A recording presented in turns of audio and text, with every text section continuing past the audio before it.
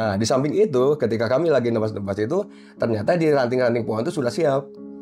Ada beberapa ekor yang sudah ular hijau yang menunggu. Ularnya kecil aja segini, tapi daya vipernya itu Oh, ular hijau ekor Iya. merah tuh ya biasanya ya? nggak hijau. Jadi ujungnya itu melilit di ini, di ranting, posisinya spiral. Kemudian bentuk daripada kepalanya sarangnya gitu, jantung hati. Jadi dia sudah siap, tinggal gitu tinggal aja. strike.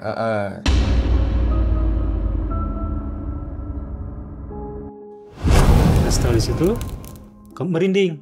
Saya merasa merinding. Di sini auranya udah beda. Masuk, pas begitu masuk, saya kaget. Wah, ini ada lahan luas gitu. Cuman begitu saya merasakan ada yang sesuatu mempersilahkan kami dalam tuh apa kayak disuruh masuk gitu. Kayak pintu gerbang terbuka. Itu saya bengong di situ. Oh, Akang lihat kayak pintu? Ya, kayak pintu dibuka. Kayak silakan masuk. Nah, kayak gitu. Pas waktu saya konsentrasi liatin, kayak kampung, ada gereja, ada masjid, macam-macam bangunan di situ. Itu. Ada peradaban lah. Ya, ada peradaban. Begitu saya nggak peduli. Niat saya ke sini bukan buat mengganggu mereka. Mudah-mudahan mereka juga gak mengganggu kami.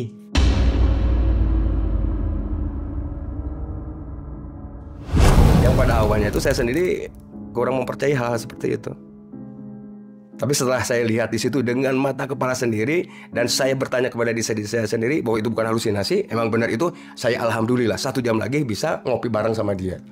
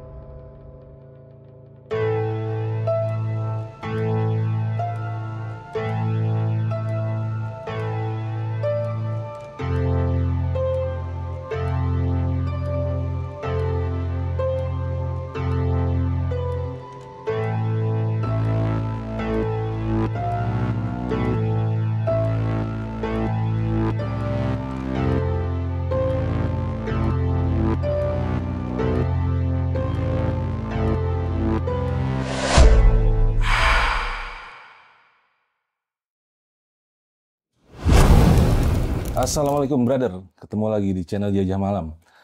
Minggu lalu, jagat pendakian Indonesia dihebohkan dengan kabar hilangnya 3 orang pendaki senior dari salah satu perkumpulan pendakian di daerah Tasikmalaya. Akhirnya mereka ditemukan, tapi banyak kabar simpang siur yang menyatakan ada yang bilang mereka hilang, ada yang bilang mereka sebenarnya nggak hilang. Dan di sini kita semua akan mencoba mendapatkan keterangan langsung dari yang bersangkutan tentang apa yang sebenarnya terjadi dan bagaimana mereka menghadapi pendakian mereka tersebut.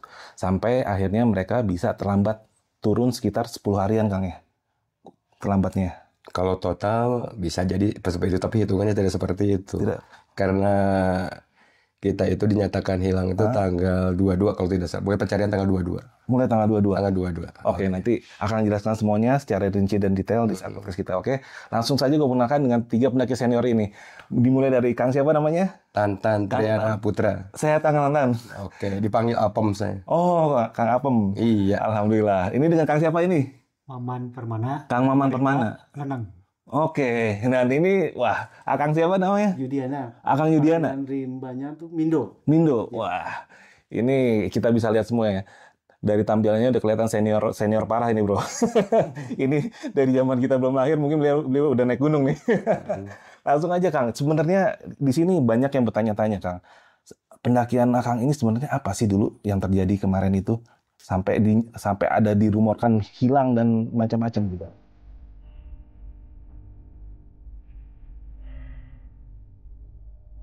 Dunia pendakian dihebohkan dengan hilangnya 3 pendaki senior asal Tasik di Pegunungan Balise, Sulawesi, yang akhirnya berhasil ditemukan dalam kondisi selamat banyak spekulasi yang berkembang liar tentang apa yang sebenarnya terjadi. Bahkan sampai menggiring opini bahwa mereka tidak mencapai puncak dan mengarang cerita yang beredar di media sosial. Di sini kami langsung mendapatkan keterangan dari yang bersangkutan tentang apa yang mereka alami dan bukti otentik berupa foto yang mematahkan anggapan miring yang beredar di luar sana. Ternyata mereka tidak tersesat, melainkan menghadapi ganasnya alam, buruknya cuaca, sampai menghadapi situasi di luar nalar, yaitu masuk kampung setan. Inilah wawancara lengkap kami dengan ketiga pendaki senior tersebut.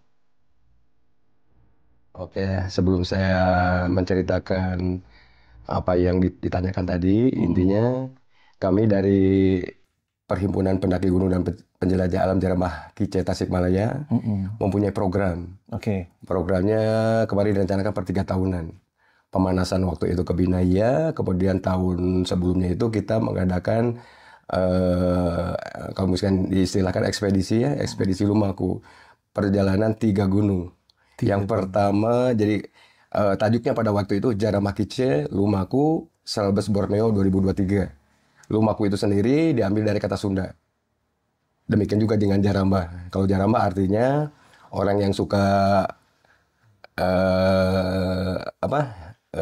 masuk ke dalam Lintas alam. alam ya yang diangkerkan sama orang, itulah Jaramba. Oh, Jaramba. Oke. Itu. Kalau Lumaku sendiri dari bahasa Sunda juga yang artinya ya jalan-jalan lah, kurang lebih seperti itu. Nah, di itu pada tahun 2023 itu melakukan kegiatan 3 gunung. Yang pertama adalah ke Gunung Latimojong, Sulawesi Selatan. Kemudian yang keduanya pada waktu itu ke Bukit Raya, Kalimantan Barat, meskipun puncaknya ada di Kalimantan Tengah.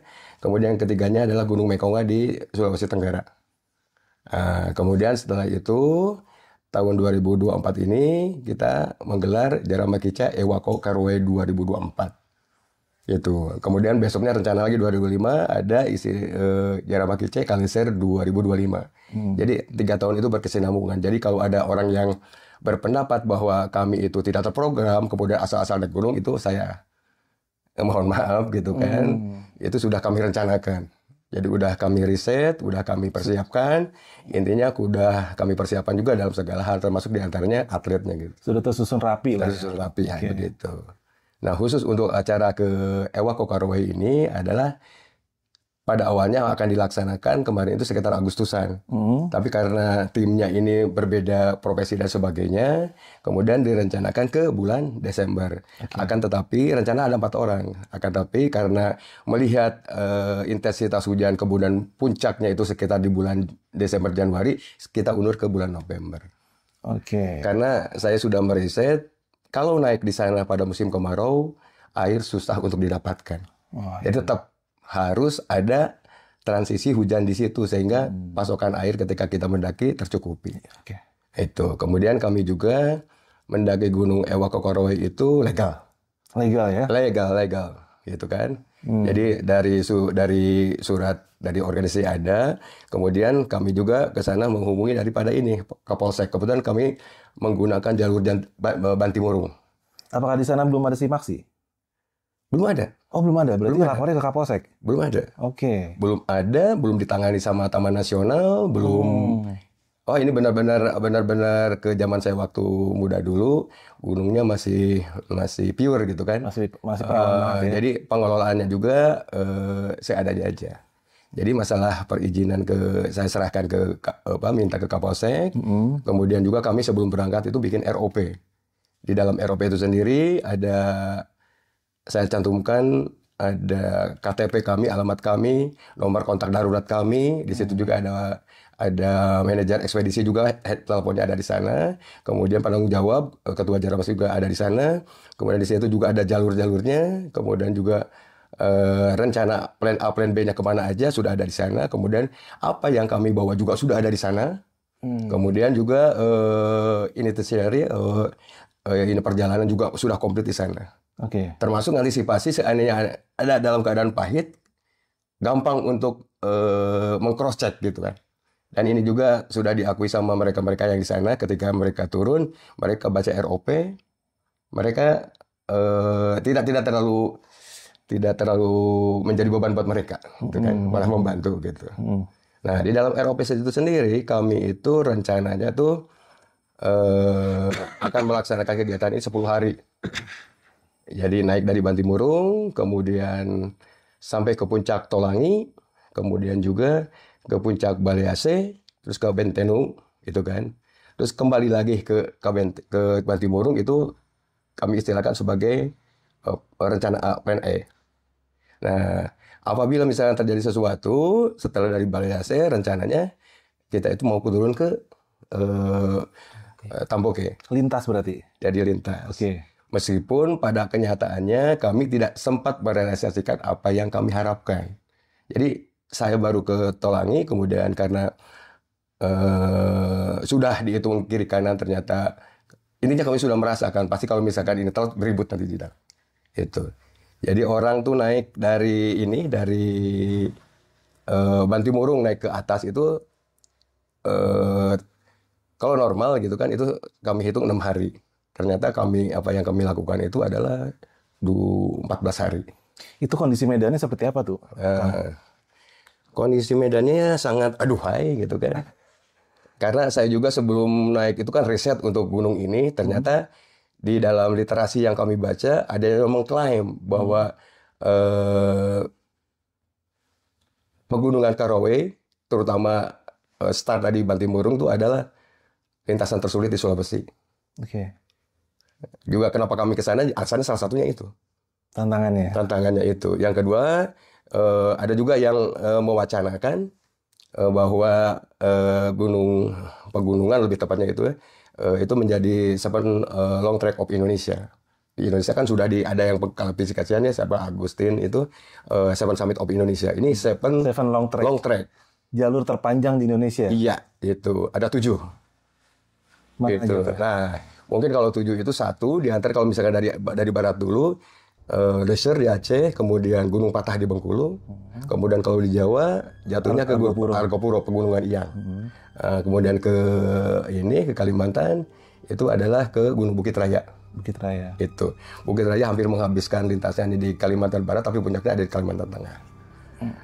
Kemudian Sulawesi, Pegunungan Karowe itu sendiri, kemudian di Maluku itu adalah Gunung Binaya, dan satunya lagi ada di Papua. Gitu. Ini juga perlu dijelaskan ya. Karena kemarin banyak penekanannya Gunung Balease. Sebenarnya apa yang kami jelajahi itu adalah Pegunungan Karowe. Iya, Pegunungan Karowe. Pegunungan Karowe itu di atasnya ditaburi 3 puncak. Puncak tertinggi adalah Tolangi. Gitu. Dan kebetulan ketika kita mengikuti plan B, kemudian pulang ke Tamboke, tubuh Balease digunakan untuk turun ke situ. Gitu. Makanya orang Balease. Jadi yang terkenalnya Balease, sebenarnya bukan Balease-nya. Kalau berbicara tentang pegunungan integrated gitu ya. Jadi ada puncak Tolangi, Balease sama Kabenteni. Gitu. Oke. Nah itu kenapa bisa sampai telatnya itu panjang itu kenapa? Nah, kami rencanakan itu naikkan sebenarnya ke puncak Tolangi itu 6 hari. Pada waktu itu kami itu dihajar dengan hujan badai di situ. Kena badai dulu. Ya, hujan badai. Kebetulan juga pertama itu adalah bentuk permukaan daripada gunung itu sendiri memang terjal-terjal. Kemudian juga cuman akarnya dangkal-dangkal tapi pohonnya tinggi-tinggi. Itu maaf kalau boleh tahu medannya apa? Itu hutan hujan atau model gimana kan? Kalau Argopuro kan dia model sabana nih. Iya. Kalau di situ modelnya seperti apa? Ini sebenarnya kalau dikaitkan dengan jenis hujannya ya hutan hujan tropis. Di situ ada submontana dengan montana ada di sana. Oh gitu. Gitu. Jadi pada awalnya hutan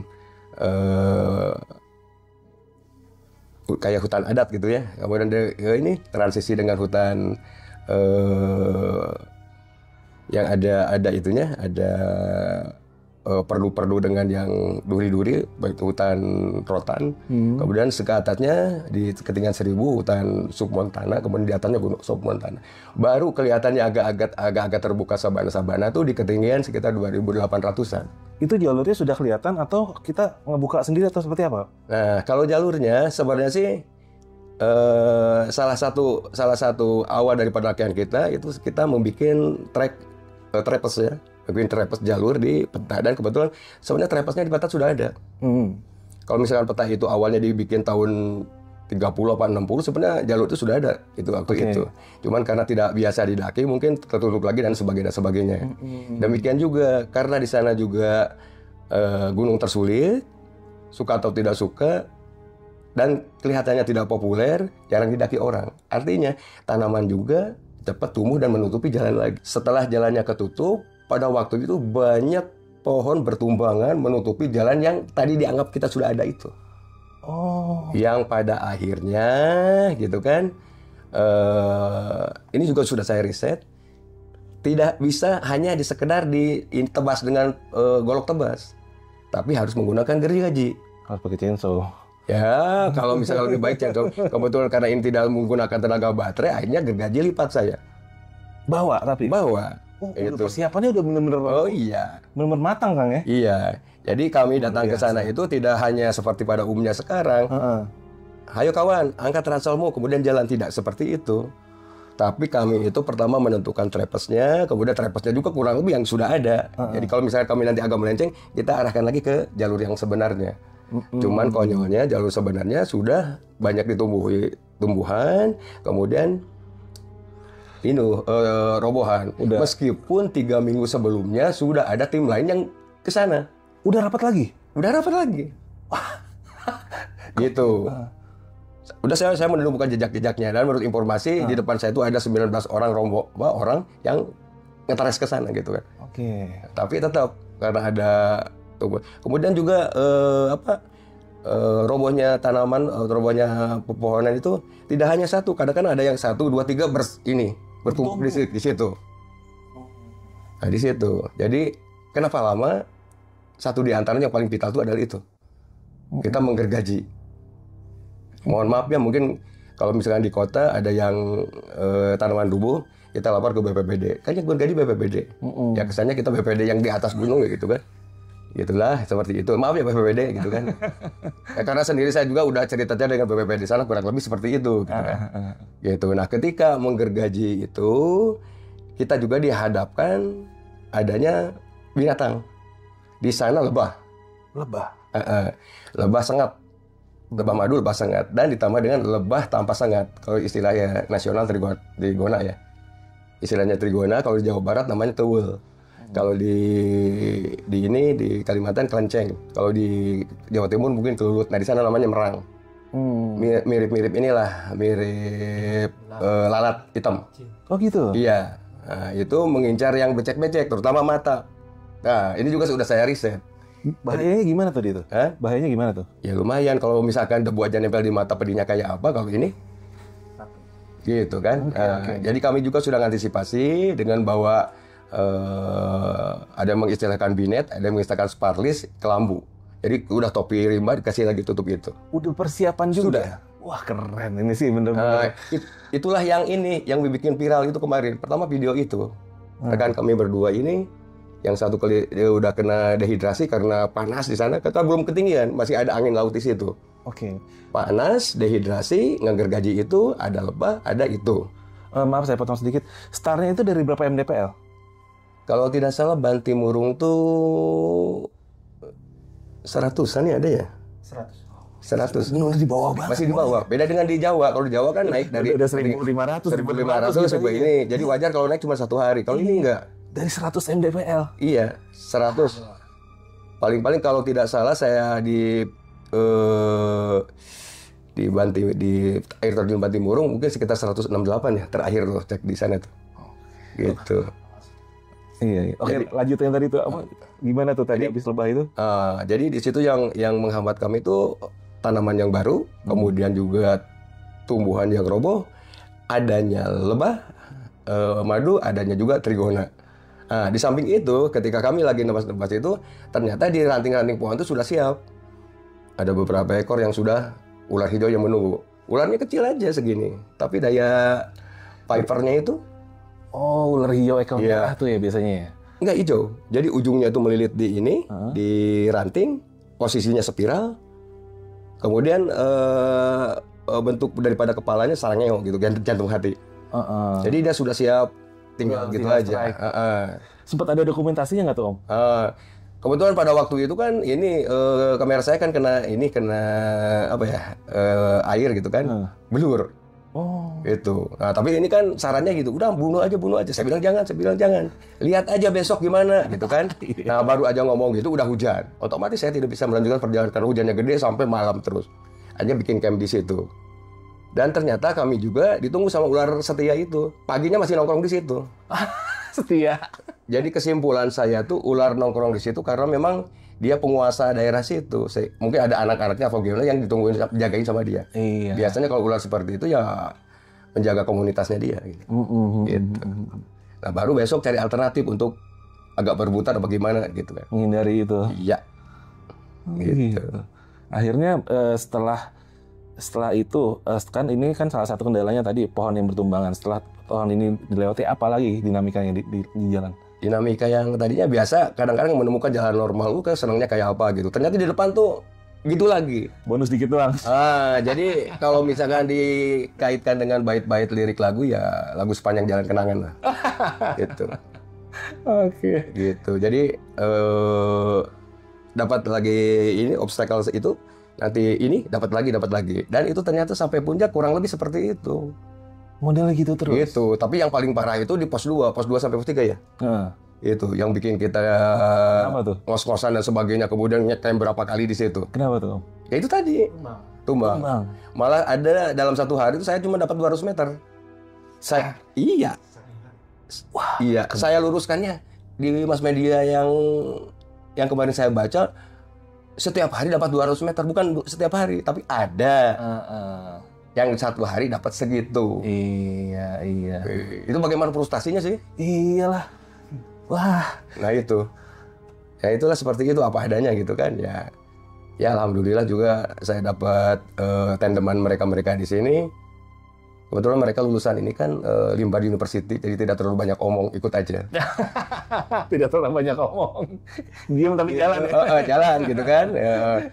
Kan tidak menutup kemungkinan biasanya dalam perjalanan karena ketidakcocokan dan sebagainya ada konflik of interest di antara mereka gitu. Iya. Alhamdulillah gitu kan. Alhamdulillah ya. Katanya tidak terpikirkan untuk mundur gitu. Ya udah.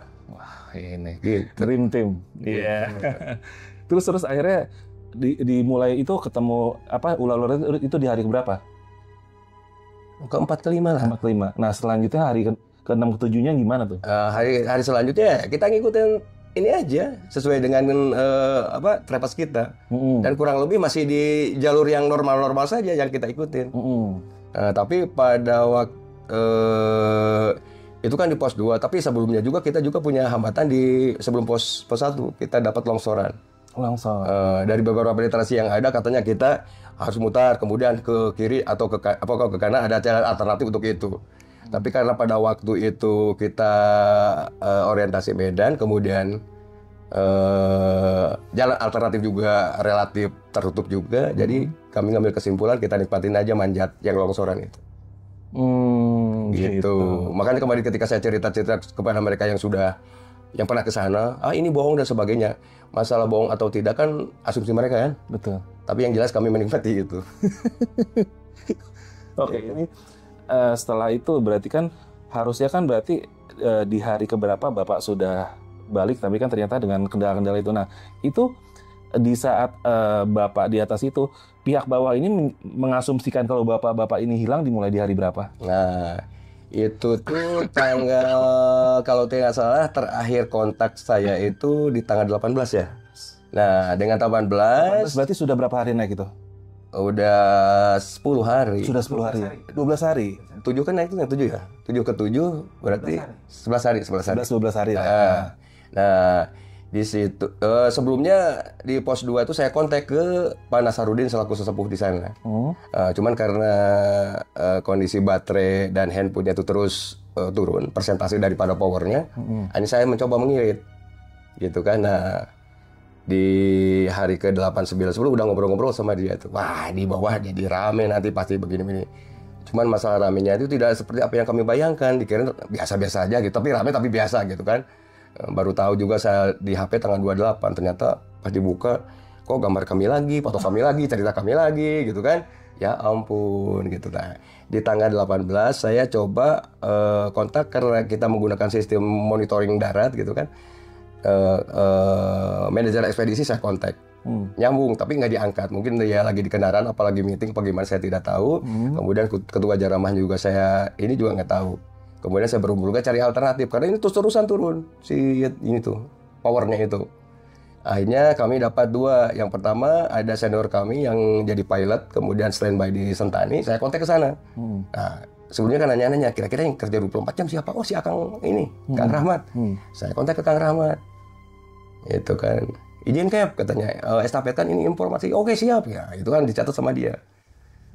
Tapi kami juga kan cari orang kedua juga, jangan sampai nanti ada masalah. Saya kontak lagi, ternyata dapat menghubungi saudara Toto. Saya kasih tahu sesuai sama dengan dia bahwa posisi saya ada di sini, kemudian juga begini gitu kan. Kami itu menginformasikan dari pos 3 ya. Pos 4. Pos 3 menuju ke 4 kan. Pos 4 menuju pos 5. Oh, pos 4 menuju ke pos 5. Oke. Gitu kan. Nah, disampaikan juga begitu. Kemudian di situ juga disampaikan bahwa kalau misalkan nanti kami tidak nyambung lagi, artinya ada masalah dengan baterai. Gitu. Tapi di poin titik itu tim rescue sudah berjalan mencari? Belum. Dan saya bilang walau alam karena saya tidak tahu itu. Gitu. Nah, kami terus berjalan. Nah, ya akhirnya kan itu kan pada pos 5, pos 4 ke 5 itu belum sampai ke puncak. Oke. Nah, udah sampai ke puncak. Kami juga sebenarnya tidak gelisah, tidak ini ya, terus running lagi. Gimana caranya kita mengaktifkan ini, tapi ini terus turun. Akhirnya kami juga sepakat keluarkanlah semua ini perlengkapan. Siapa tahu kita punya ide. Dan alhamdulillah saya mendapatkan power di lampu gantung tenda. Ternyata di situ menyimpan power bank di situ. Ada casan itu. Ada dayanya. Nah, di situ saya mulai coba ngecas lagi handphone. Ada naik sekitar 23%. Tapi ini juga hati-hati karena hutannya itu hutan tertutup. Ketika dapat ruang terbuka, kita coba untuk menghubungi mereka yang di Tasik dan Polsek Bone-Bone. Tapi ternyata karena itu zona-zona blank spot itu. Blank spot kan dari BTS-nya kan Perbu Power kan. Nah, drop kayak gitu. Ya akhirnya saya sampai ke puncak selama 14 hari. Kemudian juga udah begitu diputuskan untuk tidak kembali lagi ke belakang. Tidak menggunakan lagi plan A, tapi plan B langsung. Tembusin? Tembusin, tapi asumsinya bukan ke Balai AC sama ke Bentenu, tapi langsung kita pulang. Oh gitu. Oke. Karena setelah saya tawarin sama mereka, yuk kita ini ada beberapa alternatif. Nanti di pertigaan ini Kamboja kita gelar itu semacam tenda induk lah di situ. Kemudian saya standby di situ. Kemudian 2 ini siap nggak? Ternyata dia tidak siap. Kemudian pilih turun. Ya akhirnya kita start dari puncak, kemudian kita turun, gitu kan. Nah, yang di bawah Gusar mengasumsikan data kami 4 ke 5 itu 4 ke 5 itu saat turun apa saat naik. Banyak mengasumsikan 4 ke 5 itu saat turun saya. Oke. Ada miss-nya di situ juga. Itu akhirnya di bawah ya gelisah, ribut-ributan sebagainya. Kemudian juga semua sudah bisa melihat ROP saya. Manajer ekspedisi sudah melihat ROP dan sebagainya. Ini sudah kelebihan. Nah, mereka langsung ini dengan teman-teman yang di sana koordinasi dengan orang-orang Sulawesi. Kemudian dari koordinasi saya, mereka menyimpulkan bahwa harus ada operasi pencarian. Akhirnya digelarlah operasi pencarian. Padahal yang di atasnya juga tidak merasa harus dicari. Kemudian katanya isunya di bawah lebih ekstrim lagi, banyak simpang siur dan sebagainya, yang pada ujungnya disimpulkan saya tersesat. Itu yang beredar, betul, seperti itu yang saya dengar seperti itu. Buat yang mereka itu yang masih sayang sama saya, tapi yang udah close dengan kami malah ketawa-ketawa semua. Oh, badan segede gitu aja hilang kemana kan gitu kan ya. Setan gunung yang di gunung. Oh banyak lah asumsi dan sebagainya gitu kan. Nah akhirnya digelar pencarian. Oke. Ketika saya naik ke atas 14 hari, di hari ke-12 saya sudah hitung-hitungan dengan mereka. kita harus menggunakan manajerial berjalan. Maksud manajerial berjalan tuh gitu. Kita kan naik membawa bekal untuk 10 hari. Nah, Dikasih safety factor 6 hari. Artinya perbekalan kami untuk 16 hari. berarti harus ada manajemen logistik lagi nih. Gitu. Iya. Nah, di hari ke-12 berarti kan sisa tinggal 4 hari lagi. Betul. Nah, si 4 hari itu diatur lagi, Diirit lagi. diirit-irit, diawet-awetkan. Tapi intinya tuh dikurangi kadar untuk perjalanan ini. Mungkin speednya diimbangi, kemudian endurance-nya juga diimbangi, tapi logisnya juga diimbangi. Dengan asumsi kalau menggunakan ini untuk 4 hari, berarti kan dipotong dibagi 2 kan jadi 8 hari.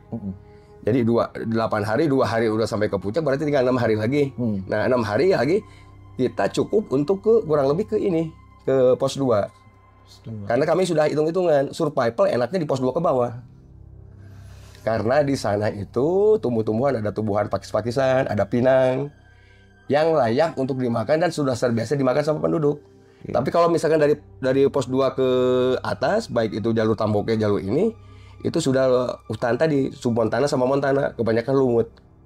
Kalaupun ada yang bisa digunakan untuk survival di sana adalah kita mendapatkan protein hewani Dari anoa.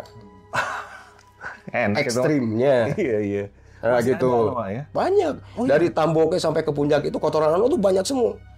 Apalagi jalur ini bukan Tamboke, jalur Bantimurung. Nah, jalur Tamboke agak carang-carangnya gitu. Tapi kalau ini full semua. Tapi saya tidak melakukan itu meskipun saya sudah mempelajari psikologis daripada anoa. Di bawah hutan lumut itu akar-akarnya itu banyak dikerowokin jadi gua-gua dan tempat bersembunyinya itu.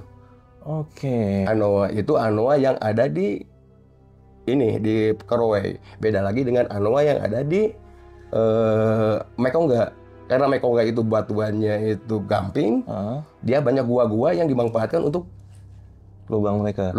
Tapi ini lubangnya di bawah pohon. Pohon ada akar gitu kan.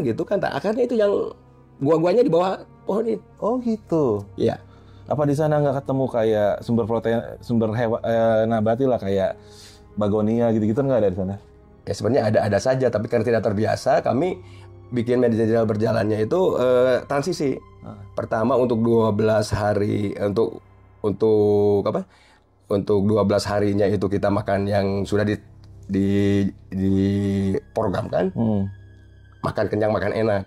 Nah, yang sisanya itu adalah makanan yang sudah di-split, dibagi-bagi. Nah, yang 3-nya nanti transisi ke sesungguhnya survival. Khusus untuk makanan. Tapi air, mulai dari pos 2 Bantimurung, kita sudah program semua. Semua ransel yang ada ini minimal 4,5 liter di ransel. Air. Karena manusia itu sebenarnya itunya sama air. Iya. Kebetulan jatahnya dia 5 liter, kita 3 botol aqua yang 1,5 liter, jadi kali 3, 4,5. Ketika berjalan, tanda kutip, diharamkan untuk minum ini. Minum yang ada dulu di depan. Gitu. Iya. Pertama kita ketika hujan, kita tadah dengan plastik, dengan ponco dan sebagainya. Tapi saya juga salut dengan pecinta alam di sana. Jadi sampah-sampah botol aqua itu tidak dibuang sembarangan, tapi dipotong kemudian dijadiin tandon air. Oh, buat yang pendaki lewat. Iya. Oh, iya, kreatif banget. Itu ya. saya salut itu. Kreatif, iya. Itu. Keren. Saya pernah ke Binaya dengan ini, di atas cuman ada di hutan lumut itu cuman botol aqua digantung aja ya. 1, 2. Kalau ini enggak, potongannya itu mungkin ada potongan bekas jerigen, potongan bekas aqua, ditaruh di beberapa pos atau sub-pos dari itu. Jadinya manfaat. Kearifan pendaki-pendaki yang datang sebelumnya ke sini untuk membuat tandon air seperti terlihat di sini. Ada yang dari jerigen yang dipotong, kemudian dari beberapa plastik kemasan, dari botol minuman, kemudian juga dari kresek yang sudah hancur. Rencananya nanti kami juga akan membuat jepakan air di sini, tandon air di sini tambahan. Mudah-mudahan aja nanti bisa bermanfaat untuk rekan-rekan pendaki. Jadi terima kasih ini pencinta alam Sulawesi memang Mantap tuh anak Sulawesi ya. Gitu ya. Ini perlu ditiru nih anak-anak Nah, Jawa. ide-ide, iya itu. Nah itulah yang menyelamatkan saya di situ. Alhamdulillah. Meskipun pada awalnya saya senang sekali menemukan air di sana, gitu kan. Tapi ketika diminum agak lain rasanya. Yang pertama rasa molto ya. Nah, itu rasa molto. Setelah bincang-bincang dengan dia, tadi disaring nggak? Ya, tadi disaring nggak? Ya disaring. Disaringnya pakai apa? Pakai baf katanya. Ya itu. Cuma saya curiga, bafnya sejak kapan dicuci? Perjalanan aja di situ 1 minggu, di rumah aja 2 minggu belum dicuci. Jadi artinya tuh keringat, daki dan sebagainya ada di saringan itu. Jadilah rasa molto gitu kan. Nah setelah itu setiap ketemu saya langsung air dimasukin ke dalam ini aja, di ala kadarnya aja disaring gitu. Kemarin juga ada pertanyaan, nggak jijik, nggak nanti pikiran bahwa itu adalah pernah diminum sama binatang atau campur dengan yang lainnya, air seninya dan sebagainya, ya enggak lah. Karena kebetulan basicnya orang Tasik kan pesantren, ada mantra di Tasik tuh yang mujarab gitu. Jadi sebelum mengambil, sebelum minum, Bismillahirrahmanirrahim. Itu gitu mantra aja. universal itu. Ya itu, ya, alhamdulillah sampai saya bertemu tim SAR, kemudian sampai ke penduduk, si air masih ada di sini. Oh gitu? Iya. Nah, detik-detik pertemuannya gimana nih Om? Karena maaf nih, saya potong sedikit. Banyak asumsi yang beredar di media sosial. Ada yang dibilang, oh malah tim SAR yang ditemukan oleh mereka, atau segala macam. Ini sebenarnya gimana? Nah, Gitu. udah gitu turun dari puncak, saya terus ke di situ ada pertigaan ke Balease dan pertigaan ke Tamboke. Oke. Ya, di situ ada dekat di situ ketemu dengan pos 6. Nah, dari pos 6 kemudian pos 5. Nah, kemudian dari pos 5 ke pos 4. Kebetulan dari beberapa langkahnya itu kan saya dengan mereka kan beda. Kalau misalnya di militer itu ya ini pendaki serbu lah. Jadi jalannya cepat gitu kan. Dan ada orang juga yang belum tahu ya kemarin yang ribut-ribut kenapa saya lembab. Kemudian banyak yang adjust kami gitu ke yang lain bahwa saya memperlambat sendiri. Kemudian di satu sisi dia yang meninggalkan saya. Bukan itu. Kebetulan saya waktu tahun 88 itu pernah jatuh bebas ke sungai yang kering, kemudian 2 kaki saya patah. Oke. Jadi dampaknya itu kerasa sekarang. Saya tidak bisa kembali lagi seperti Tantan sebelumnya. Gitu. Kadang-kadang ngilu karena sebagainya. Tapi saya tetap ingin menikmati apa yang saya hobikan di situ. Masih ada efeknya. Jadi kami juga ketika ini silakan aja. Duluan gitu kan. Pertama duluan itu ketika waktu pada awalnya ketika kita membersihkan pohon-pohon yang rubuh. Ini adalah tim tebas utama, ini pembersih. Kalau saya peralatan aja yang agak geser-geser gitu kan. Gitu. Selanjutnya ketika agak panjang, mereka jalan, saya pelan diinikan. Nah, selanjutnya saya menikmati, ya saya tetap di belakang, ini menjadi di depan. Itu apalagi ketika sudah saya hitung bahwa ini sudah terlambat pulang.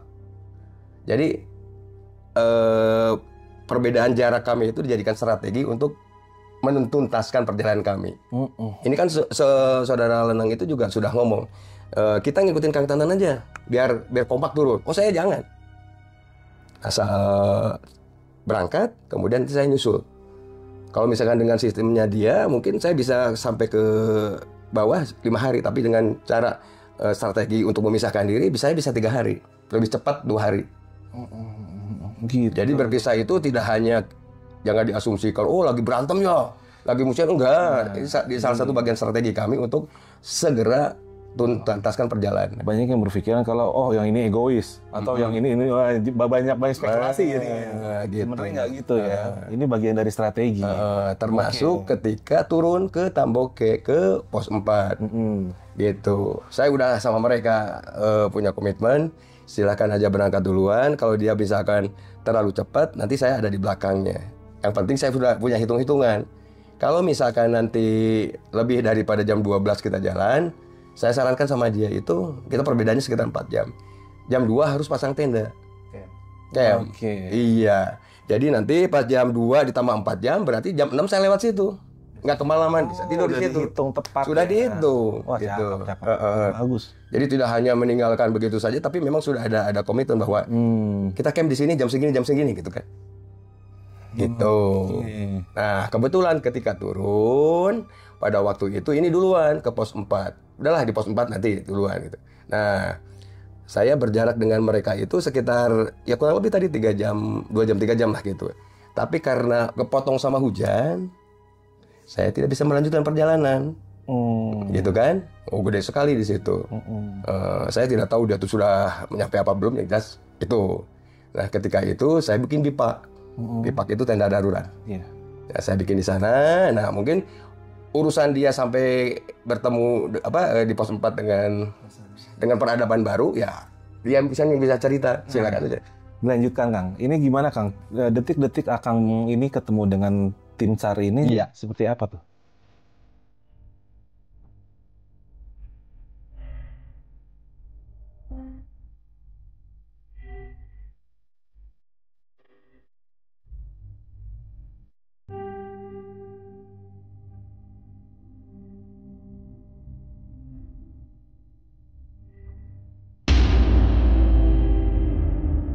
Pertama tuh tidur di pos 5, berangkat jam 10, setengah 10.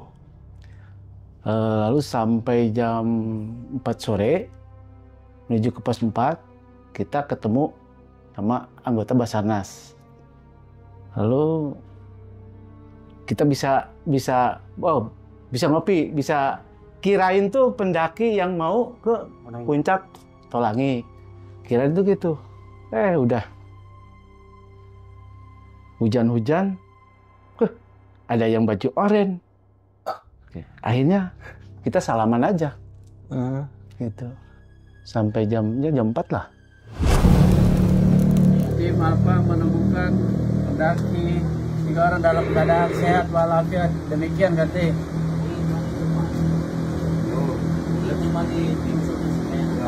Tim Alfa. Ya, jadi semuanya dalam keadaan sehat, begitu kan, Ti? Ya, siap. Alhamdulillah sehat, Bang. Terima kasih. Baik. Semuanya terdengar dengan sempurna, syukur alhamdulillah. Semuanya dalam keadaan sehat, itulah yang kita harapkan. Gitu. Dan mereka itu ngomong apa saat ketemu? Kita nggak bilang apa-apa, cuma assalamualaikum, salaman semua. Oh gitu? Ya, iya. Setelah ketemu, mereka kayak terharu. Ketemu sama kami. Lihat. Kami kan pakai sepatu yang kuning, Bon. Oh, ini yang bertiga ya? Yang bertiga, iya. Sepatu kuning. Oh, ya, ngeliat dari apa ya. Oh gitu. Akhirnya setelah itu mereka menanyakan dong, ini kok cuma berdua, satu mana? Ya. Pasti dong. Nah, dibilangin. Iya, memang nanyain tuh yang satu lagi yang mana ya, Pak Tantan? Ya itu di belakang. Oh gitu, kenapa bisa tinggal? Mereka udah biasa. Pokoknya kita camp jam 2, pasti sore atau jam 6 atau jam 7, kita pasti ketemu. Gitu. Kalau nggak ketemu, nah mungkin besok pagi bisa ketemu lagi. Kaget. Oh gitu. Ini kan ibaratnya itu udah Pak Tantan tuh udah biasa menikmati perjalanannya. Oke.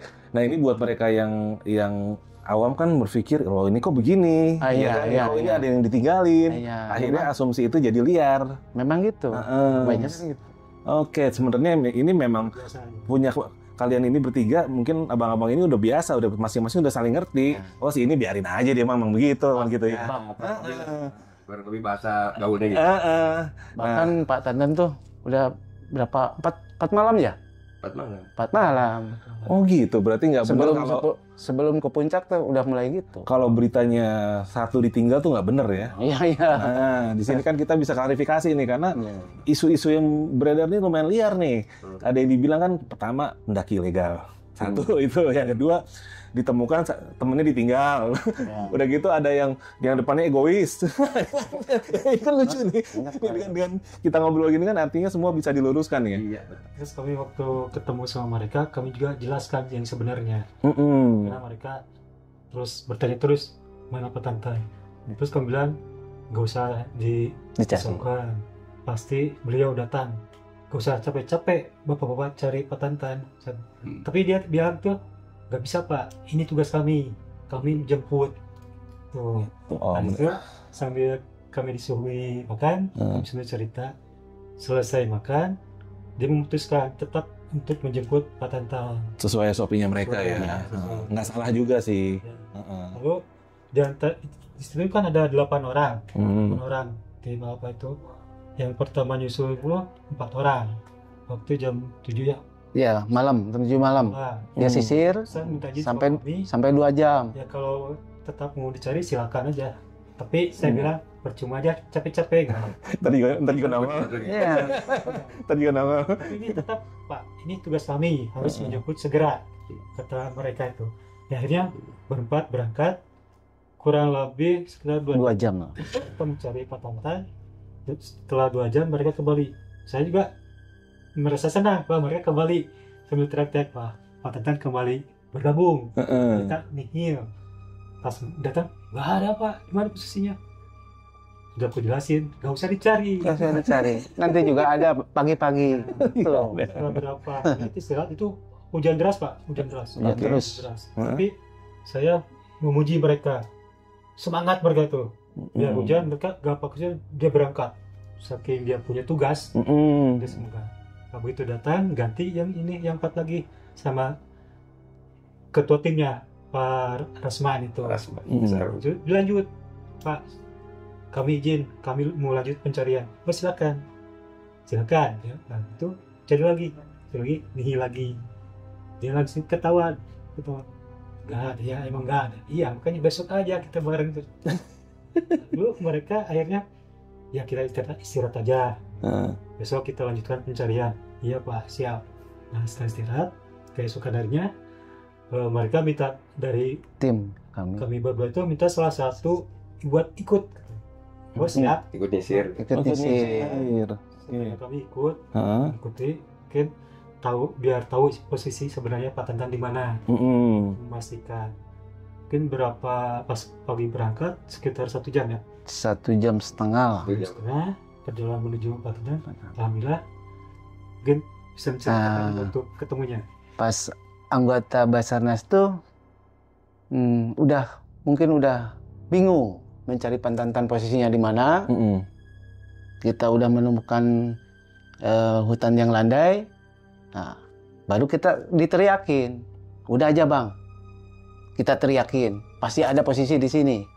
Udah diteriakin, mereka akhirnya ada. Direspon, dibalas. Direspon. Nah, ini ada kan? Oh iya ya. Baru kita ketemu sama Pak Tantan. Oh gitu, sempat berarti balik lagi nyari dulu, 1 orang diajak juga sampai besoknya gitu. Oh berarti ini jelas nih kronologis lengkapnya ya.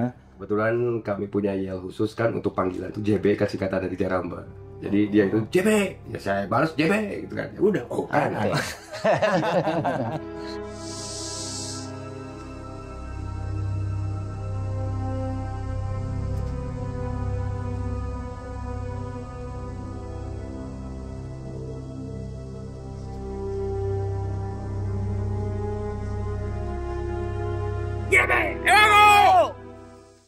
Nah, ini kesan-kesan Akang nih yang berdua nih ya, selama lagi di perjalanan itu.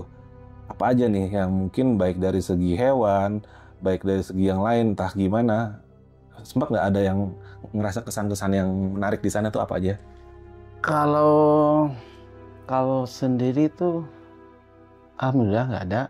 Cuma ini mereka Pak Maman. Nah, ini keren nih. Ini yang gue tunggu nih. Gimana Kang itu Kang? Soalnya aku posisinya di depan. Oke.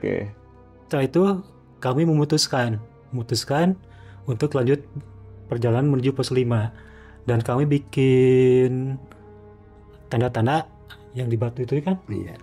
Dibikin huruf L. Tandanya lanjut. Itu. Lanjut. Oh itu.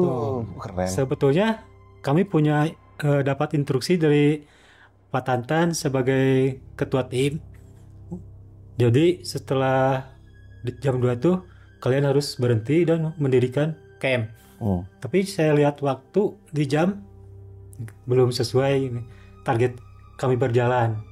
Jadi kami tambahkan 2 jam, target kita turun ke pos 5. Nah di situ kami nggak tahu apa ya, kesarung, kalau bahasa Sundanya nggak tahu apa itu. Dari pos 6 itu kami sampai ke yang pertengahan perjalanan itu mencapai waktu 2 jam, Bang. 2 jam. 2 jam. Di situ kami dapat lagi mau buat rambu ngupas pohon, buat jejak patantan.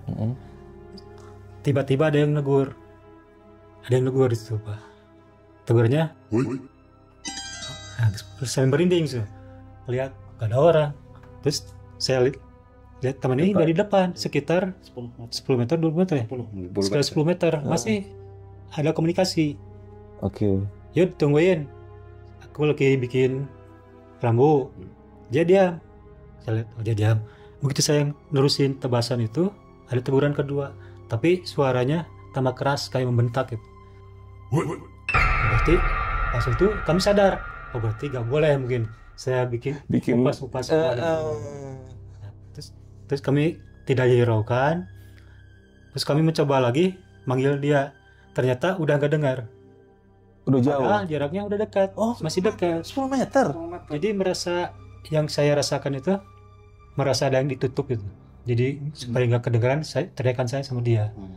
Itu perasaan saya itu. Pas saya udah selesai memutuskan harus berjalan. Tapi saya sadar nggak sadar Yudi itu di sebelah kanan. Tapi kenapa saya jalan 5 langkah lalu ambil belok kiri. Tapi itu sadar. Entah apa yang bikin kami ngebelok gitu. Belok itu. Sepanjang jalan itu terus di benak saya, kenapa saya kesini? Dalam hati itu terus bicara. Lama-lama saya lihat ada rambu yang bekas itu beng-beng. Pasti. Tadi di sebelah kanan ini bekas beng-beng itu di sebelah kanan, terus sekarang jadi kiri. Heran saya, heran. Tapi itu tetap saya melanjutkan perjalanan. Terus lama-lama pas kok nanjak. Saya heran, nanjak tapi nggak terasa capek, Pak. Nggak terasa capek. Pas begitu mau naik, pas saya ingat kok ini tebasan udah saya lewati. Di situ saya berpikir dulu kurang lebih 3 menit. Tapi kenapa ketemu lagi di sini? Tebasan kami itu cuma straight line itu.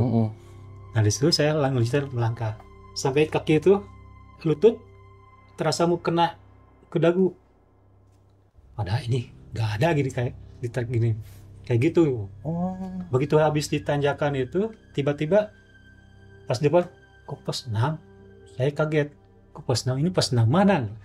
Jadi saya pas samperin yang tadi kami foto pos 6 itu. Lalu di situ saya merasa sudah mulai merasakan berarti kami kena apa? Ada yang bawa atau gimana itu? Bahasa Betawinya setan keder. Pas itu saya duduk kembali ke tempat yang waktu istirahat itu.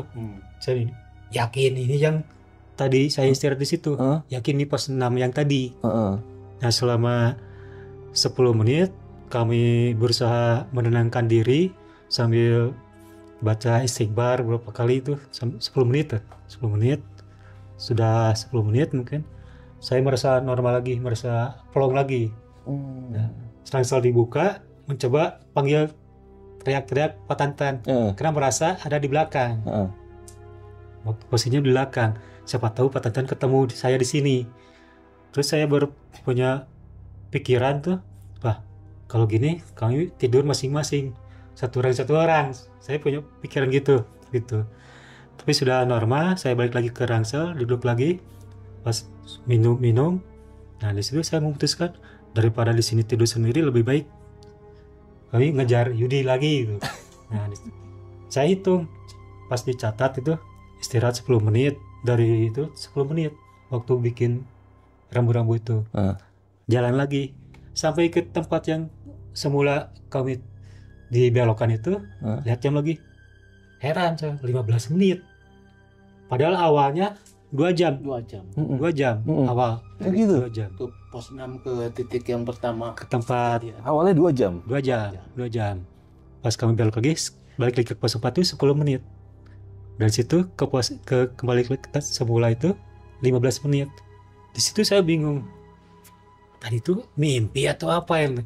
Jadi mungkin ini yang dibilang bahasa Sunda tersesat kesarung itu mungkin ini yang baru ini yang kami rasakan tuh. Nah setelah di situ merinding. Saya merasa merinding. Di sini auranya udah beda. Oke. Merasakan auranya udah. Langsung saya melanjutkan perjalanan. Ingat Yudi itu tadi di sebelah sini. Nah, saya ikutin. Pas begitu masuk, kok auranya beda lagi, tambah terasa. Tambah pekat gitu. Pekat. Tapi saya tetap melanjutkan. Apalagi nggak ada jejak gitu ya. Karena string line kami habis, nggak bisa buat bikin itu rantai kecil. Cuma udah pada kering. Masuk, pas begitu masuk, saya kaget. Wah, ini ada lahan luas gitu. Cuman begitu itu saya merasakan ada yang sesuatu mempersilahkan kami dalam tuh apa kayak disuruh masuk gitu. Kayak pintu gerbang terbuka. Itu saya bengong di situ. Oh, Akang lihat kayak pintu? Ya, kayak pintu kayak silakan masuk. Nah, kayak gitu.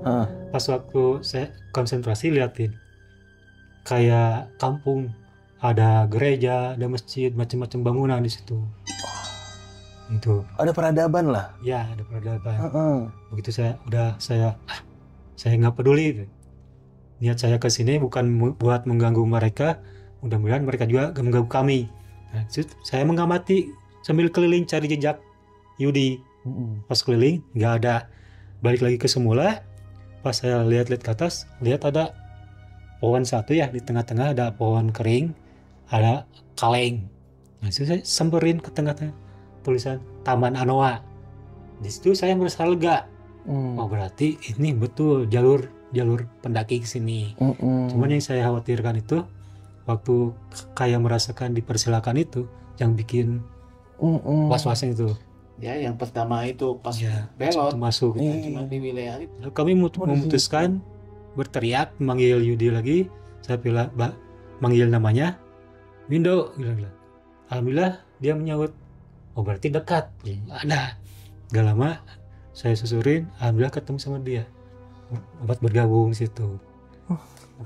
Ya, dari awalnya juga gitu.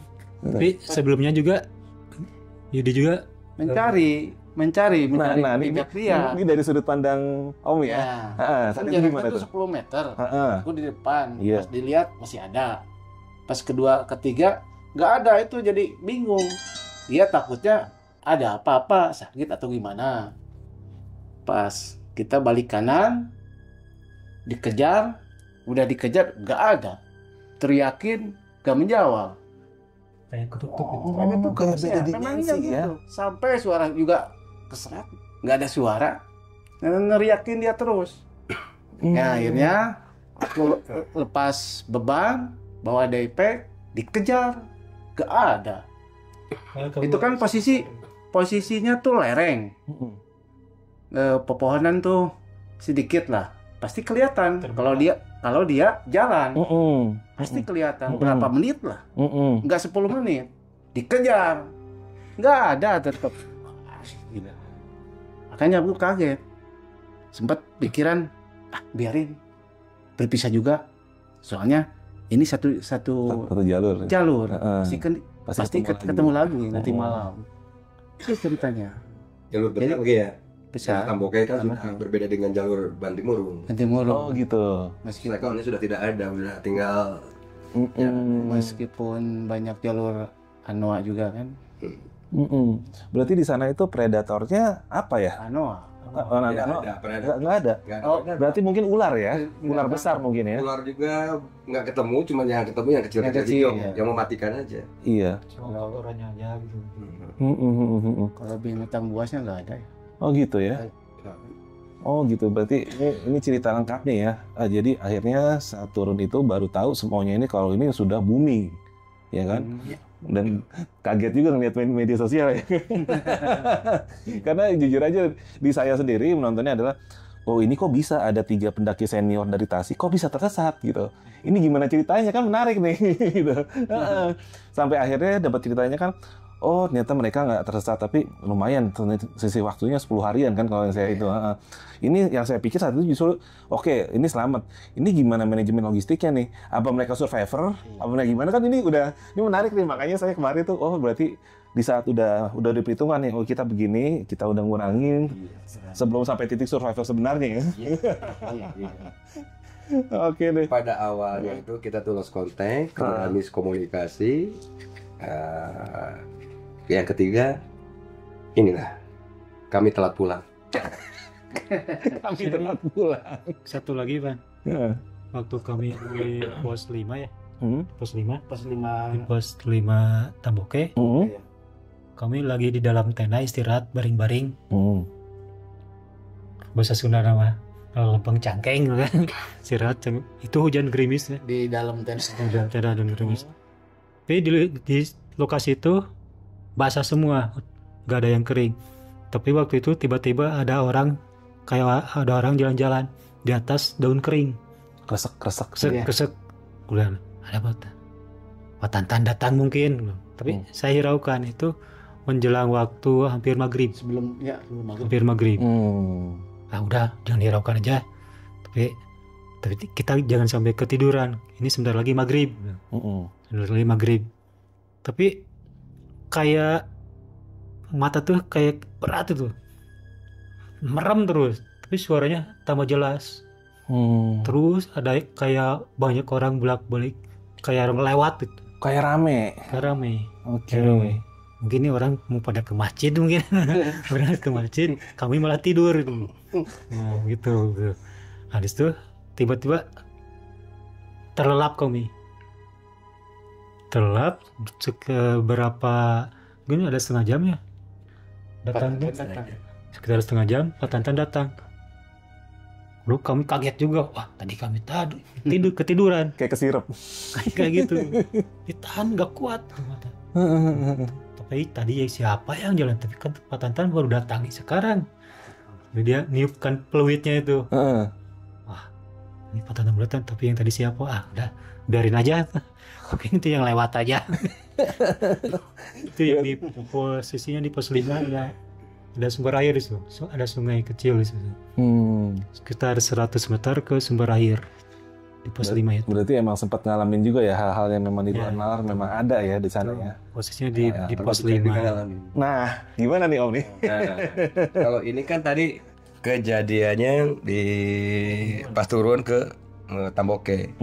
Kalau saya tuh pas ada 2. Pertama pas saya mau naik ke puncak. Ya kejadiannya kurang lebih gitu.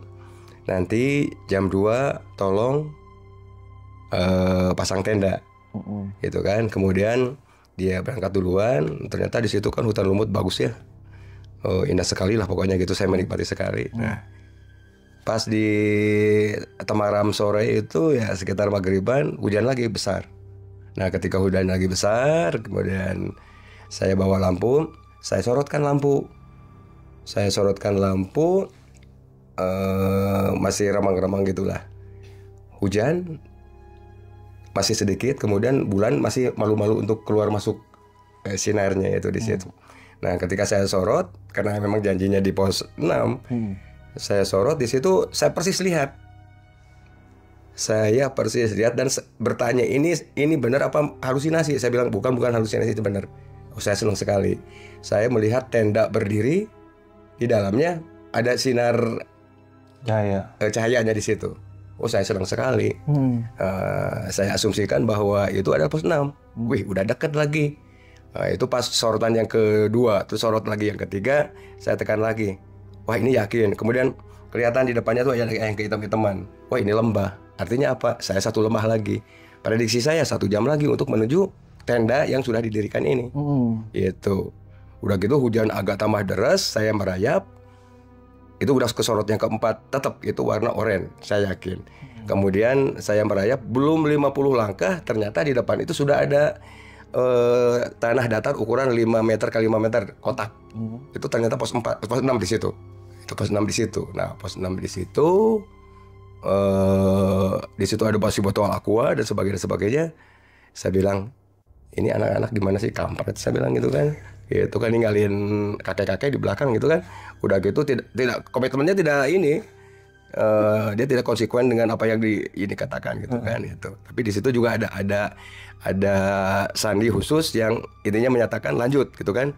Apalagi sandi khusus ya hanya orang-orang jarang aja yang tahu gitu kan. Nah, saya agak merapat ke sana. Kemudian sebelumnya itu saya ini saya lock waktu ini lihat tenda itu sekitar di 321 derajat lah. Artinya di antara jam 9 jam 10 saya harus menuju ke sana gitu kan. Sambil melihat tanda-tanda yang lain, juga ada tanda yang diri dari pohon itu masih ada di situ. Ya saya lanjut terus. Itu sebenarnya ini ya, pos 6 jalan ke puncak. Itu saya ngikutin lagi sesuai dengan trek itu 321. Terus saya ini tetap belok ke kanan sesuaikan lagi. Sampai pada akhirnya saya menemukan punggungan itu karena kelihatan di punggungan. Ternyata saya tengok kiri tengok kanan nggak ada tenda. Oh saya lihat lah gitu kan. Nah, kemudian saya mau melanjutkan lagi perjalanan. Di situ ada penegasan daripada rekan-rekan kami dengan string line itu kan guntingan-guntingan pita ataupun kresek-kresek yang dililitkan di situ. Ternyata semakin rapat. Saya tahu bahasanya dia. Lanjut. Gitu kan. Tapi hujan semakin gede. Ya, akhirnya saya memutuskan itu di ketinggian 2920. Gitu. Akhirnya saya memutuskan bikin pipak lagi di situ. Itu lah paling di atas saya bilang kayak kemarin-kemarin gitu aja. Terus pagi-paginya saya lanjut perjalanan. Sampai pada akhirnya saya tidak menemukan punggungan lagi lah, sampailah ke puncak. Saya nyampe ke puncak, dia langsung sambut, "Waalaikumsalam," katanya. Dia kan pengennya assalamualaikum dulu, yang datang waalaikumsalam gitu. Ya sudah, saya bilang assalamualaikum, ya sudah. Ya akhirnya ya ada selebrasi kecil-kecilan di atas gitu kan. Jadi mereka itu duluan ke puncak, bikin tenda, baru saya. Nah pas setelah makan saya bincang-bincang. Waktu kemarin dari pos 6 dari pos 5 sampai ke atas gitu kan, kamu mendirikan tenda enggak? Enggak gitu. Cuman kembali lagi ke penglihatan waktu saya maghrib itu, sebenarnya itu tenda siapa yang oranye itu. Padahal yang saya rasakan cuma 3 orang aja di gunung itu. Ya, jawabnya tuh toing, tidak tahu, cara gitu kan. Nah, akhirnya saya juga bodo amat lah, EGP lah, udah aja yang lalu sudah berlalu gitu. Artinya saya pada waktu itu mempunyai cerita pengalaman batin yang seperti itu. Yang pada awalnya itu saya sendiri kurang mempercayai hal seperti itu. Tapi setelah saya lihat di situ dengan mata kepala sendiri dan saya bertanya kepada diri saya sendiri bahwa itu bukan halusinasi, emang benar itu, saya alhamdulillah 1 jam lagi bisa ngopi bareng sama dia. Ternyata saya bikin pipak di sana. Waktu itu kan lumayan 13 derajat ya di atas. 13 derajat ya saya nikmatin aja gitu kan. Itu. Nah itu yang pertama saya pengalaman hal seperti itu. Terus yang terakhir sebelum saya bertemu dengan Yudi Misir itu, kan saya ketemunya tuh lagi taiso, saya lagi senam. Oh gitu. Gitu. Karena saya menikmati emang perjalanan lagi. Cuman sebelumnya sore-sore itu saya kena hujan, kemudian saya istirahat di sana, saya sholat di sana. Setelah hujan itu, nah setelah hujan saya melanjutkan lagi perjalanan. Saya udah berjalan ngikutin kan waktu itu kan lembah kecil kemudian naik. Nah kemudian itu saya berjalan sekitar 1,5 jam. Nah saya barunya ada 1,5 jam lagi, ternyata saya mendapatkan string line pada awal berdirinya saya di situ. Muter juga di situ. Jadi saya juga bercerita kepada beberapa teman di sana. Intinya dia berputar di pos 6 ke Tamboke, saya berputar di pos 4 mau ke Tamboke. Wah ini ceritanya bohong katanya, karena saya tahu di situ ada penggungan. Saya tidak tahu harus jawab bagaimana. Yang paling penting buat saya, hal yang pernah saya alami jangan dialami sama mereka, itu aja. Gitu. Nah, di situ itu kan jadi pertanyaan saya waktu kembali lagi ke titik itu. Artinya ini tuh goib atau doa saya yang diijabah, bahwa saya tidak harus melakukan perjalanan lagi, harus stop di sini. Ya saya ngambil yang kedua. Saya bikin bipak di situ, kemudian saya tidur di situ. Gitu. Nah, baru besoknya setelah saya packing, saya lagi taiso, lagi senam. Baru dengar gitu. Suara panggilan itu. Tahu-tahu ini JB, saya bilang JB. Tahu-tahu nongol. Pertama itu setelah saya kenal namanya Egi, itu dari BPBD. Egi. Kemudian satu lagi si Eta Saha. namanya Eta, cuman panggilnya kan orang sudah saha jadi Eta saha gitu kan. Itu orang KPA pakai celana pendek gitu kan. Ini Pak Tantan? Iya. Saya kan langsung ini sama Egi itu. Ada apa Gi? Ada apa? Pak Tantan ya? Sudah dia nyaman aja deh Pak Tantan. Tentu datanglah Bang Sarman dari Basarnas pakai HT. Pak Tantan? Iya gitu. Datang lagi ini, gitu. Nggak ada rasa kangen, peluk-pelukan, merasa ini terharu kayak didramatisir. Udah, santai-santai aja. Gitu, ya gitu. Nah, terus datang lagi yang belakang lagi dari BPBD, namanya David. Itu 5 orang lah di situ. Oh ini Bapak Tantan? Iya. Langsung dia kontak. Gitu. Intinya dengan target ketiga udah ketemu, katanya gitu kan, udah bertemu. Ya alhamdulillah gitu kan. Karena pada malam itu kemarin ada permasalahannya apa? Terlanjur ada yang melaporkan ke pusat bahwa 3 target sudah dapat. Padahal sebenarnya itu harus bersumber dari Basarnas, SRU ya di situ dari ini. Kebetulan SRU-nya itu ininya adalah ini Bang Sarman itu. Bang Sarman tidak merasa ini, tidak berasa menemukan 3 target tapi 2. Makanya malam-malam agak tanda kutip lah. Yang si ngotot pengen nyari, yang ini santai aja, tenang aja, nanti juga balik lah gitu. Nah, saya di pos itu, kemudian saya juga ngomong sama Bang Sarman, tenang lu Bang Sarman, kok suara Bang Sarman dari sini, dari bawah. Rasman ya, sorry Rasman. Kok dari ini? Padahal saya tuh merasa kemarin tuh memang turunnya tuh dari arah situ, gitu. Tapi ini kok dari bawah, jadi saya ngikutin dari bawah lagi. Lah EGP aja saya bilang gitu kan. Tapi Bang Rasman, saya malam itu sempat ini nge-track sini, tapi balik lagi ke sini saya bilang 1,5 jam. Gitu. Coba kalau misalkan setelah itu saya memaksakan lagi ke sana, mungkin saya nggak ketemu lagi di pos 4, mungkin ke puncak lagi saya. Gitu. Bener. Cuma saya kok dapat pengalaman gini lagi gitu kan, ada apa? Cuma saya berpikirannya positif aja. Oh, doa saya diijabah, mungkin Allah memberikan peringatan. Udahlah kamu di sini aja gitu kan. MJD aja di sini gitu kan. Gitu. Jadi terus MJ itu menjedok gitu ya.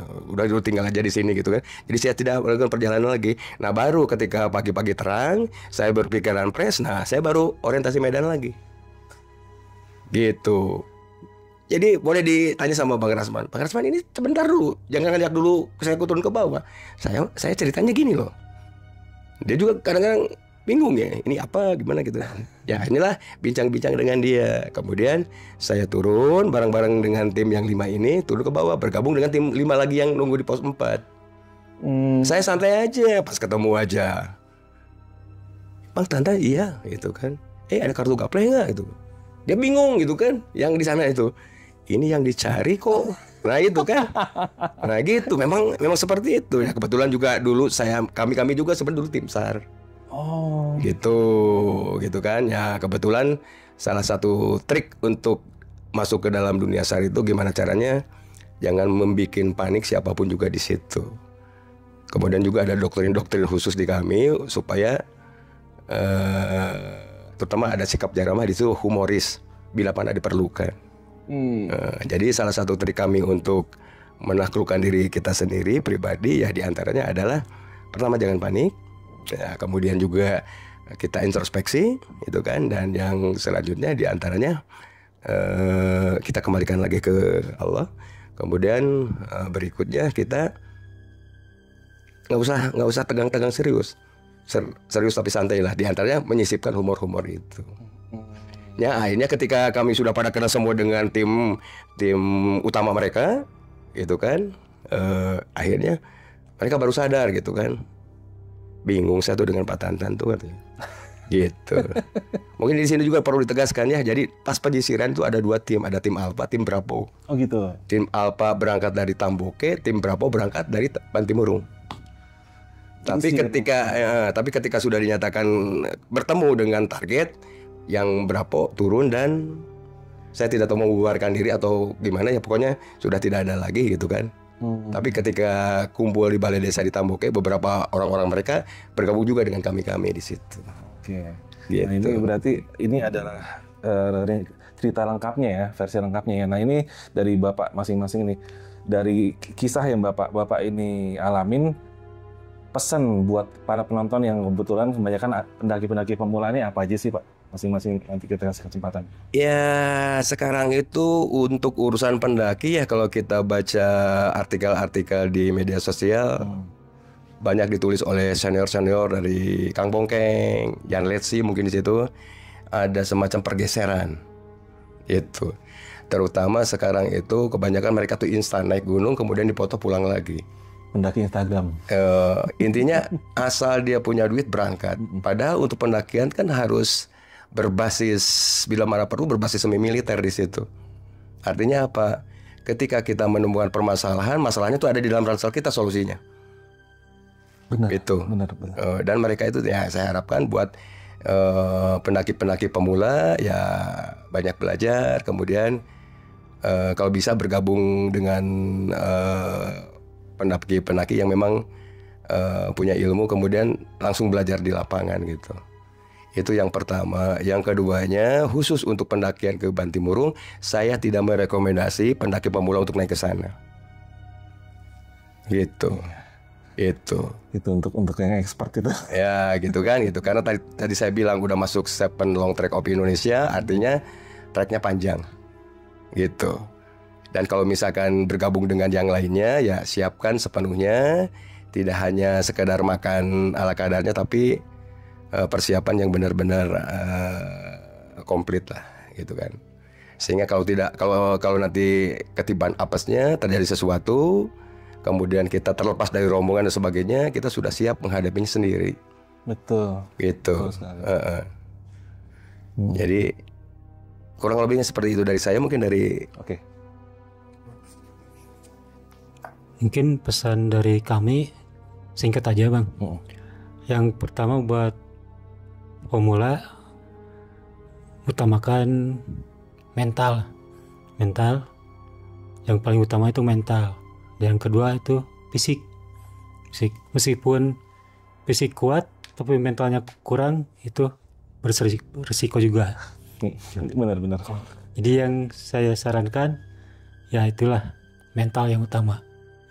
Mungkin saran dari saya cukup segitu. Oke. Ya, saran dari kami yang barusan yang udah dikatakan sama Pak Tantan sama Pak Maman, yang diutamakan tuh mental, fisik, dan selanjutnya harus benar-benar matang buat pemula gitu. Persiapannya memang harus matang. Ya, sekian, terima kasih. Oke. Nah, oke bro, ini kita udah mendapatkan kisah lengkapnya dan juga tadi ada beberapa hal yang memang harus diklarifikasi, sudah diluruskan ya dari bapak-bapak langsung. Kalau nggak ada tuh yang namanya ditinggal, nggak ada yang namanya segala macam gitu. Dan di sini alhamdulillah mungkin banyak banget pesan yang bisa kita ambil dari apa yang mereka jalanin, dan bagaimana kita di saat menghadapi itu juga minimal satu ya nggak panik ya kan. Nggak panik, santai, saling percaya, dan balik lagi semua saling ke Allah. Nah itu dia. Oke. Boleh tambahan saya nggak? Nah, boleh banget. Boleh banget sekalian. Jadi dalam kesempatan ini saya ada 2 hal yang perlu disampaikan. Di samping yang tadi meluruskan dan sebagainya. Yang jelas dimanapun juga ketika kami diminta bicara dan menceritakan apa yang terjadi di sana, senantiasa saya diakhiri dengan ucapan terima kasih buat mereka-mereka yang menyayangi kami, yang telah menumpahkan air matanya, mencurahkan segala pikiran dan sebagainya, memberikan perhatiannya, memberikan rasa empatinya, merasakan rasa simpatinya, dari mulai pejabat yang ada di Jakarta, di Yogyakarta, di Makassar, di Luwu Utara, di Tasikmalaya tanpa kecuali. Demikian juga dengan komponen SAR yang lainnya, gitu kan, dari BPBD-nya, dari orarinya, dari Brimob, unsur Brimobnya, gitu kan, kemudian hierarkis Basarnas dari pusat, Basarnas kelas A Makassar, kemudian pos Sulawesi Luwu Utara Masamba, gitu kan. Yang paling hebat lagi apa? Top Margo Top buat semua pecinta alam yang ada di Sulawesi, yang ada di Tasikmalaya, juga yang di luar daripada itu, yang dari Jakarta, dari Bali, dari sebagainya, yang senantiasa tetap mencurahkan dan tetap memperhatikan kami. Itu. Mudah-mudahan Allah Subhanahu wa taala memberikan pahala yang berlimpah buat kebaikan Bapak-bapak semua. Dan juga yang kedua, saya mohon maaf apabila selama saya dinyatakan hilang, tersesat, apapun namanya, gitu kan, kami memohon maaf, terutama apabila tanpa disadari ataupun tidak disadari, kami telah mengeluarkan statement-statement yang bisa mengkeruhkan suasana dan atmosfer silaturahmi kita. Tidak ada satupun kata-kata kami untuk menyakiti bapak-bapak, ibu-ibu semua. Namun kami hanya bisa mereview kembali apa yang kami beritakan, yang ceritakan, yang pada intinya ternyata di situ ada saudara-saudara kami yang menyayangi kami, yang salah paham, yang tidak nyaman mendengar apa yang kami utarakan. Insya Allah apabila kita bertemu bapak-bapak, ibu-ibu, pasti akan tercengang sebenarnya kami itu siapa gitu. Kami manusia biasa yang tidak luput daripada dosa. Hanya itu yang bisa kami sampaikan. Terima kasih. Dan terima kasih juga buat kru Jelajah Malam ya, yang telah memberikan kesempatan kami untuk bercerita agak berbeda dengan media yang lainnya. Kemudian juga bisa memberikan ruang permohonan maaf dan ucapan terima kasih kepada pemirsa semua. Jangan lupa ya, kalau ke Tasik atau ke Jogja, ingat Jaramah Kice, insya Allah kami terbuka untuk menerima Anda semua. Terima kasih. Amin. Oke deh. Ya mudah-mudahan semuanya bisa clear, lurus, dan bisa informasinya jadinya benar-benar bisa berimbang ya. Kan kemarin banyak sekali kesimpang siuran yang harus diverifikasi emang gitu. Iya. Dan di sini bapak-bapak juga sudah menjelaskan situasi seperti apa, dan mudah-mudahan ini bisa kita ambil pelajarannya, dan yang terpenting adalah silaturahmi jangan sampai terputus. Ya. Gitu. Oke, sebelumnya saya ngucapin makasih banget nih untuk Akang bertiga nih, yang hebat-hebat. Wah, keren banget nih.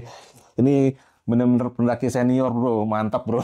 Dari zaman SMA mereka sudah mendaki sampai sekarang masih tetap rukun. Ini luar biasa ya. Oke Kang, sebelumnya saya dari Jelajah Malam mengucapkan makasih banget ya udah cerita. Akang juga mudah-mudahan tetap akan seperti ini, tetap rukun, tetap keren. Oke, kita tutup dulu. Gue Alfi dari Jelajah Malam undur diri dulu, dan Akang juga undur diri Kang ya. Oke, kita ketemu lagi di episode selanjutnya. Assalamualaikum warahmatullahi wabarakatuh.